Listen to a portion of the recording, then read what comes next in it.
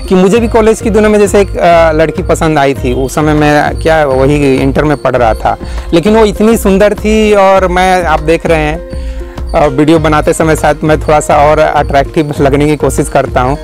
तो मैं उस लड़की से आई लव यू बोलना कि हमें उसका नाम भी नहीं मालूम, मुझे ज्योति या जो भी नाम हो। एक बंगाली लड़की थी वो, एक्चुअली एक बंगाली कॉलेज में भी पढ़ रहा था। उस कॉलेज का नाम है खास महल, जगह का नाम है जमशेदपुर में, श्यामा प्रसाद खास महल है, ये कॉलेज का नाम है। तो उस बात को शायद मैं अपने किसी दोस्त से शेयर भी, जिस दोस्त की बात कर रहा हूँ उसे शेयर भी किया होगा। तो मैं उसका नाम तक भी नहीं पूछ पाया। और उस समय एक गाना बज रहा था, उस गाना को मैं थोड़ा सा याद करता हूँ। उस समय एक गाना आया था कि किसी को चाहते रहना कोई खता तो नहीं, ये रंग पिक्चर या किसी पिक्चर का गाना है, आप याद करेंगे। वही एक सुपरहिट या जो भी पिक्चर, बहुत फेमस गाना था कि खता तो तब होगी जब हाले दिल किसी से कहें हंसी आ रहा है मुझे, कि किसी को चाहते रहना कोई खता तो नहीं है। ये सब अजीब अजीब गाने भी चलते थे उस समय। लग रहा था जैसे मेरे ही दिल की आवाज़ कोई गायक सुना रहा है।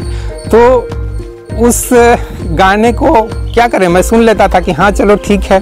और ये गाना इसलिए भी यहाँ मैं बता रहा हूँ क्योंकि कुछ ही दिन के बाद, और सचमुच वो लड़की बहुत खूबसूरत थी, बहुत सुंदर थी। बंगाली लड़की जनरली सुंदर होती ही हैं। तो उस लड़की से मैं बातचीत करना तो दूर, कैसे बात करूं मैं, इतना सिंपल ऑर्डिनरी, पढ़ाई में भी यार इंटर में हालत ख़राब हो गई थी। कहाँ बड़े बड़े सपने थे इंजीनियर बनने की, दादा मेरे को चढ़ा के रखते थे इंजीनियर बनना है, आईएएस बनना है। और पढ़ाई में मैं 10th तक तो ठीक है, लेकिन इंटर में इतने सारे फिजिक्स केमिस्ट्री मैथ, दिमाग काम नहीं कर रहा था। तो मैं उससे कुछ नहीं बोल पाया। और हुआ यूँ कि कुछ दिन के बाद जस्ट ये एहसास जो हुआ कि कितनी सुंदर लड़की है, क्या बात है, ऐसी सुंदर लड़की से अगर शादी विवाह हो जाए, तो ऐसे ऐसे चल रहे थे। तो कुछ ही दिन की बात है कि एक लड़के ने ऐसे ही बातचीत करने के दौरान, दोस्त तो नहीं बोलेंगे, मेरे से सीनियर था, 2nd ईयर में होगा, मैं 1st ईयर में होगा। तो उस लड़के ने बताया कि यार उस लड़की को मैं देखो लव लेटर लिख रहा हूँ। ओह माय गॉड, उसने दिखाया भी 2 लाइन का लव लेटर 2 ही लाइन का था वो। तो मैं समझ गया कि यार कोई भी अगर लड़की या लड़का सुंदर हो, ऋतिक रोशन और सलमान खान के जैसा सुंदर हो, तो ऑफकोर्स उसके प्रति सभी अट्रैक्ट होंगे, लड़कियां होंगी। और उसी तरह से अगर कोई लड़की कैटरीना कैफ या ऐश्वर्या राय जैसी सुंदर होगी तो उसके तरफ बहुत सारे लड़के भी अट्रैक्ट होंगे। ये तो नेचुरल फिनोमेना है, तो नेचुरली होगा ही।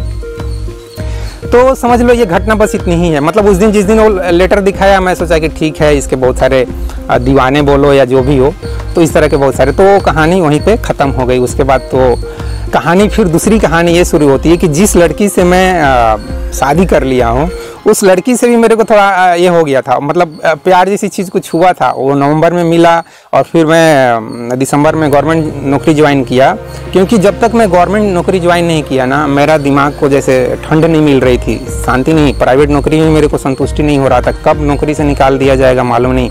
और आप जानते हैं कि जिस तरह से कोरोना में हज़ारों लोग अपनी नौकरी को खो दिए, उस समय उनको एहसास हुआ होगा कि यार प्राइवेट नौकरी और गवर्नमेंट नौकरी में कितना फ़र्क है।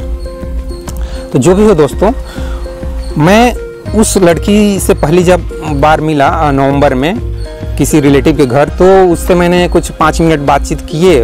उसके मम्मी थी साथ में, उसके रिलेटिव्स थे। और उससे मैंने बातचीत के दौरान ही एक क्वेश्चन कर दिया था कि आपको मुझसे शादी करने में कोई एतराज़ तो नहीं है। मेरा क्वेश्चन करने के मतलब मेरा क्वेश्चन कंप्लीट भी नहीं हुआ था, उसने तपाक से जवाब दिया, नहीं नहीं मुझे कोई एतराज़ नहीं है। आपको मेरे बारे में कुछ पूछना है? मेरा नेक्स्ट क्वेश्चन, नहीं नहीं मुझे कुछ नहीं पूछना है। अजीब सी बेताबी, अजीब सी मतलब जवाब, मतलब ये मुझे अजीब लग रहा था। यार ये कोई अनपढ़ लड़की भी नहीं है, ग्रेजुएट है, मेरा तो ग्रेजुएशन कंप्लीट भी नहीं हुआ है। मैं तो जैसे तैसे ऐसी नौकरी के पीछे परेशान हूँ। ग्रेजुएशन कंप्लीट हो ना हो मेरे को फ़र्क नहीं पड़ता। मेरे ग्रेजुएशन भी कुछ 35 साल के एज में कंप्लीट किया हूँ यहीं आंध्रा यूनिवर्सिटी से। तो मुझे उसके अंदर जिस तरह से वो जवाब दे रही थी, मुझे क्या बोलेंगे, मेरे आत्मा को या वजूद को या कहीं तो मेरे को छू गया। मतलब ऐसे ही बोलते हैं ना, अगर आप किसी पोएट से, कवि से बात करेंगे तो ऐसे ही कुछ अपना व्यक्त करेंगे विचार कि यार उसकी बातें मेरी आत्मा को छू गई। ऐसा ही कुछ मेरे साथ हुआ दोस्तों। ये रियल एक्सपीरियंस अपना मैं आपको शेयर कर रहा हूँ। और फिर भी नवंबर और दिसंबर तक, जब तक मैं गवर्नमेंट नौकरी ज्वाइन नहीं किया, उस 1 महीने में काफ़ी भाग दौड़ हुआ। ये मेरे बैच के सभी लड़के ज्वाइन कर चुके थे, 15 नवंबर को ज्वाइन कर चुके थे और मेरा ज्वाइनिंग लेटर आया नहीं था और मैं उसके पीछे काफ़ी परेशान था। पुलिस वेरिफिकेशन ये सब कहाँ मेरा लटका हुआ है। 26 जनवरी को जाके मेरे को चैन मिली। मैं 26 जनवरी को मैं ऑलरेडी बता चुका हूँ कि वो मेरे लाइफ का सबसे खुशी का दिन है, समझ लो। Just like enlightenment day of my life, मैं उस दिन को बोलता हूँ। जैसे गौतम बुद्ध को जंगल में इनलाइटमेंट मिला, ज्ञान की प्राप्ति हुई, गया के कोई एक वृक्ष है बोधि वृक्ष, वहाँ पे उनको इनलाइटमेंट की प्राप्ति हुई। तो मुझे विशाखापट्टनम में समझ लो इनलाइटमेंट की प्राप्ति हुई नेवी में। तो उस दिन के बाद मैं धीरे धीरे उस लड़की की तरफ मेरा फोकस जाने लगा, क्योंकि मेरी जो मंजिल थी नौकरी वो तो मिल चुकी थी। तो मेरा भले ही छोटी सी नौकरी थी, लेकिन वो क्या फ़र्क पड़ता है यार, खाने पीने का इंतज़ाम हो गया, मेरे को वही इंतज़ाम चाहिए था। अब मेरा ध्यान उसके तरफ जाने लगा। उसके जिस तरह से उसने जवाब दिए थे, अब मेरे दिल में या आत्मा में जो भी समझो कुछ कुछ होना शुरू हो गया। और कुछ ही दिन के बाद मैंने फिर उसका एड्रेस, फ़ोन नंबर ये सब पता किया और फिर मैं रिटन में सब कुछ अपने बारे में लिखा कि मैं क्या नौकरी कर रहा हूँ, क्या मेरी सैलरी है।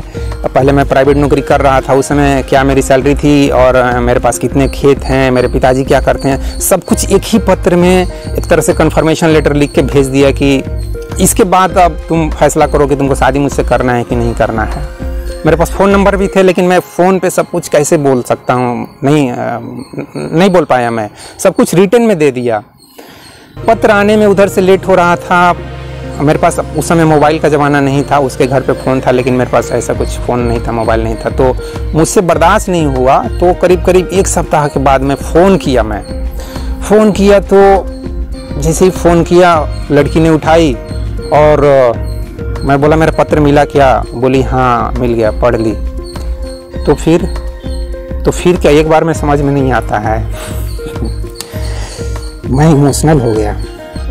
वो बोली कि हाँ, एक बार मैंने जब हाँ बोल दी तो फिर ये दोबारा पूछने का क्या मतलब है। मैं बोला ठीक है। समझ लो उस दिन भी मैं ये बोल सकता हूँ कि वो मेरा लाइफ का सेकेंड हैप्पीएस्ट डे होगा। खुशी मिलती है दोस्त, किसी को आप दिल से चाहो और वो भी आपको एक्सेप्ट करती है तो खुशी होती है। तो दोस्तों निश्चित रूप से मैं कह सकता हूँ कि मेरे लाइफ का वो सेकेंड हैप्पीएस्ट डे था, जिस दिन उसने मेरे प्यार को एक तरह से समझ लो या मेरे कन्फर्मेशन को उसने भी कंफर्म कर दिया कि हाँ मैं भी तुमसे प्यार करती हूँ और शादी करना चाहती हूँ। फिर उसके बाद शादी हो गई। तो दोस्तों जितने भी युवा पीढ़ी के लड़का लड़की हैं, ये मैं अपना लाइफ का एक्सपीरियंस इसलिए भी शेयर किया ताकि ये मैं बता सकूं कि इस तरह की ये घटना घटती है दोस्त। क्या बोला जाए, मुझे भी डर लग रहा था। सच कहूँ तो मैंने शादी जल्दी में इसलिए कर लिया, इवन मैं मंदिर में शादी करने का भी डिसीजन ले लिया, क्योंकि मुझे लग रहा था यार पता नहीं वो तो मुझसे शादी करना चाहती है, लेकिन कहीं उसके माँ पिताजी को मुझसे बेटर लड़का मिल सकता है। यार मैं एक सिगरेट का नौकरी कर रहा था उस समय, तो यार एक डर होता है, अजीब सा डर है, वो बता नहीं सकता, मैं खुद नहीं बता सकता हूँ। अजीब सी वो एक बेचैनी है, उसको शब्दों में आप नहीं बता सकते हो। जिसको ये एक्सपीरियंस होता है वही बोल सकता है हाँ यार ऐसा कुछ होता है लाइफ में, क्योंकि मैं उस दौर से, उस प्रोसेस से गुजरा। और फिर मैं यही सोच कर कि पता नहीं, वो तो ठीक है, वो मुझसे शादी कर लेगी, उसको चाहती है करना, लेकिन उसके माँ पिताजी को अगर कहीं से कोई ऑफ़र आ जाता है, मान लो कि बैंक पीओ से, एक बैंक का मैनेजर से ऑफ़र आता है कि मैं शादी करूँगा, तो फिर तो गई मेरी कहानी। मतलब मैं तो यार एक सच पूछो तो मुझे लगता था कि मेरी लाइफ में एक अधूरापन आ जाएगा अगर ऐसा कुछ हुआ तो।